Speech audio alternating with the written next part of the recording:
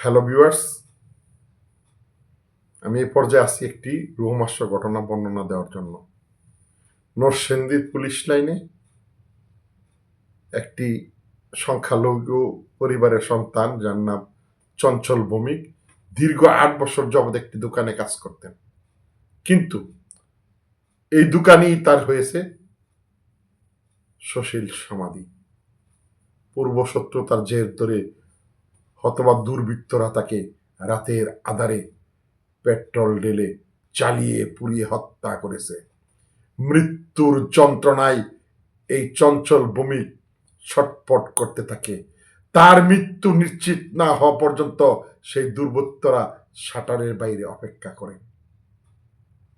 মৃত্যুর কোলে ঢলে পড়লে, মৃত্যু নিশ্চিত হলে তারা পালিয়ে যায়। ঘটনাটি ঘটেছে নরসিংদী পুলিশ লাইন সংলগ্ন। আজকে বিভিন্ন সামাজিক যোগাযোগ মাধ্যমে এই দৃশ্য ভাইরাল হওয়ার পর চোখের পানি যেন রাখতে পারছি না, তাই বাধ্য হয়ে আজকে এই কন্টেন্ট বানালাম। কি অপরাধ ছিল এই শিশু চঞ্চল ভৌমিকের?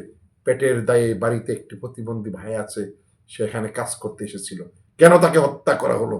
তার যদি কোনো অপরাধ থাকে, তার যদি কোনো কিছু থাকে, তাহলে তার মালিককে বলতো, নতুবা আইন শৃঙ্খলা বাহিনীকে বলতো।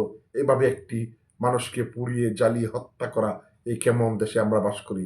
কোথায় মানবাধিকার? কোথায় মানুষের অধিকার? নরসিংদী হচ্ছে মব আর মব। নরসিংদীর সন্ত্রাসীরা মাথাচাড়া দিয়ে উঠেছে। নরসিংদীতে মাদক ব্যবসায়ীরা মাথাচাড়া দিয়ে উঠেছে। নরসিংদীর সন্ত্রাস, মব কালচার, চাঁদাবাজি এবং বিভিন্ন অপরাধমূলক কর্মকাণ্ড ঢাকার জন্য একটি চক্র উঠে পড়ে লেগেছে। আজকে নরসিংদীর শিবপুর বড়তের কান্দি থেকে শত শত রাউন্ড গুলি উদ্ধার হয়েছে। একটি আতঙ্কের শহর নরসিংদী, একটি বিপজ্জনক নরসিংদী। নরসিংদীর নাম শুনলে মানুষ, আমরা চাই নরসিংদী একটি শান্তির নগরী। নরসিংদীর পুলিশ সুপার, নরসিংদীর জেলা প্রশাসক, আইন শৃঙ্খলা বাহিনী তথা নরসিংদীর সেনা ক্যাম্প এবং নরসিংদী পলিটিক্যাল লিডারদের আসল দৃষ্টি আকর্ষণ করছি। নরসিংদীকে একটি শান্তির শহর, শান্তির নগরী। নরসিংদী আইন শৃঙ্খলা ভালো করে যাতে নরসিংদী একটি শিক্ষার নগরী, শিল্প উন্নয়ন নগরী হয়, এ আশা করছি। বন্ধুরা আমার, আজকে এই চঞ্চল ভৌমিকের মৃত্যু দেখে দেখে মনের অজান্তে চোখের কোণে পানি আসছে।